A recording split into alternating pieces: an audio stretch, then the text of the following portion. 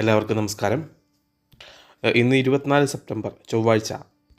ഇന്നത്തെ pre market റിപ്പോർട്ടിലേക്ക് എല്ലാവർക്കും സ്വാഗതം.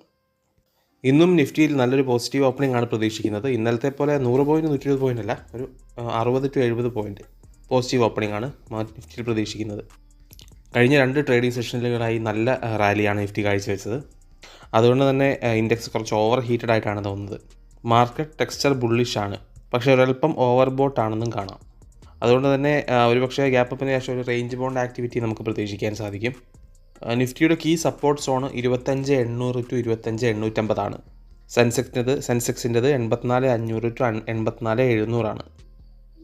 നിഫ്റ്റിയുടെ immediate resistance zone 26,050 to 26,100 ലെവലുകളിലാണ്.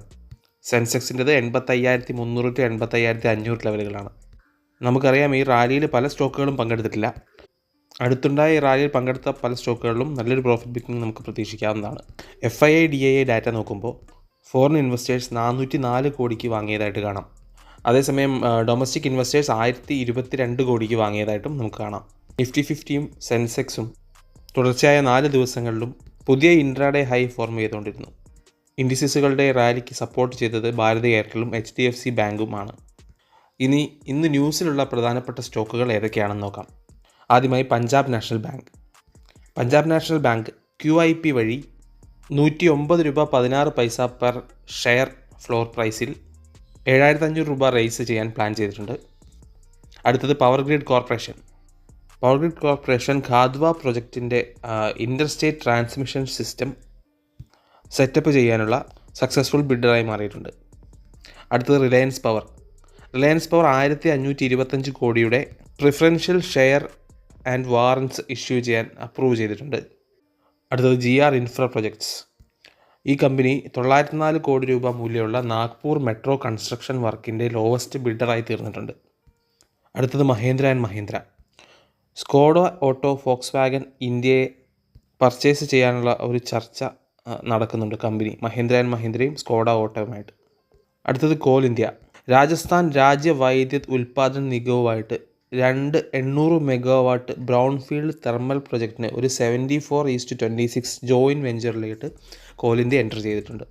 Thangamayil jewellery September 26 നടക്കുന്ന മീറ്റിങ്ങിൽ ഫണ്ട് റൈസിംഗ് കൺസിഡർ ചെയ്തേക്കും. പോണ്ടി ഓക്സൈഡ് ആൻഡ് കെമിക്കൽസ് 250 കോടി QIP വഴി റൈസ് ചെയ്യാൻ അപ്രൂവ് ചെയ്തിട്ടുണ്ട്. അടുത്തത് സയൻറ്റ്. UAEയിൽ സയൻറ്റ് പ്രൊജക്ട് മാനേജ്മെൻറ്റ് കൺസൾട്ടൻസി ഒരു ലിമിറ്റഡ് ലയബിലിറ്റിയായി ഇൻകോർപ്പറേറ്റ് ചെയ്തിട്ടുണ്ട്. ഇത്രയുമാണ് ഇന്നത്തെ പ്രധാനപ്പെട്ട സ്റ്റോക്ക് ന്യൂസ്. അടുത്ത IPO ന്യൂസിലോട്ട് കയറാം. ഇപ്പോൾ ഓഫറിങ്ങിലുള്ളത് മാൻബ ഫിനാൻസ് ആണ്. ഈ ഇഷ്യൂ 23.79 ടൈംസ് ഡേ 1 സബ്സ്ക്രൈബ് ചെയ്തിട്ടുണ്ട്. ഇന്നത്തെ ന്യൂ ലിസ്റ്റിങ്സ് ഏതൊക്കെയാണെന്ന് നോക്കാം. ഒന്ന് വെസ്റ്റേൺ കാരിയേഴ്സ് 172 രൂപ a പീസിനാണ് ഇഷ്യൂ പ്രൈസ് ഉണ്ടായിരുന്നത്. IPO 30.57 ടൈംസ് സബ്സ്ക്രൈബ് ചെയ്യപ്പെട്ടിരുന്നു. രണ്ടാമത് ആർക്കേഡ് ഡെവലപ്പേഴ്സ്, അത് 128 രൂപ ഒരു പീസിന് ആണ് ഇഷ്യൂ ചെയ്തിരുന്നത്. 410 കോടി രൂപയുടെ IPO ആയിരുന്നു. 106.8 ടൈംസ് അത് 3-ാം ദിവസം സബ്സ്ക്രൈബ് ചെയ്തു, ഫൈനൽ ഡേ. അവസാനത്തത് നോർത്തേൺ ആർക്ക് ക്യാപിറ്റൽ 263 രൂപ a പീസ് ആയിരുന്നു ഇഷ്യൂ പ്രൈസ്. ഈ 777 കോടിയുടെ IPO 110.91 ടൈംസ് 3-ാം ദിവസം ഫൈനൽ ഡേയിൽ സബ്സ്ക്രൈബ് ചെയ്തതായിട്ട് കാണാം. ഏഷ്യൻ സ്റ്റോക്ക് ട്രേഡിൽ ചെറിയൊരു പോസിറ്റീവിലാണ് ട്രേഡ് ചെയ്തുകൊണ്ടിരുന്നത്. അത് 2 കാരണങ്ങൾ കൊണ്ടാണ്. ഒന്ന്, അതോറിറ്റീസ് ചൈനയെ റിവൈവ് ചെയ്യാൻ ശ്രമിക്കും എന്നുള്ളതിനാലും, രണ്ടാമത്തത് ഫെഡറൽ റിസർവ് ഒരുപക്ഷെ ഇനിയും പോളിസി റേറ്റ് കട്ട് കൊണ്ടുവരും എന്നതിനാലുമാണ്.